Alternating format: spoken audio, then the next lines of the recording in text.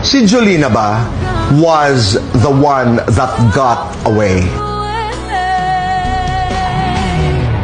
Ang aking red wine for tonight. Ganda mo. Talaga ba?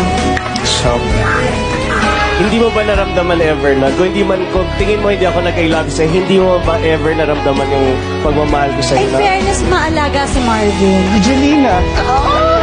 So, mag-enjoy ka lang muna dyan.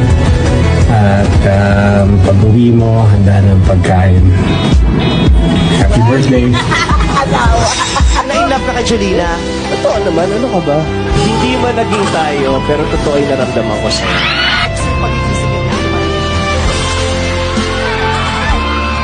Lagi kami po.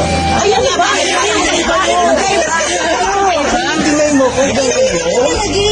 Ouch. Ano nga? Lagi kami talaga. Sa utak ko at sa puso ko.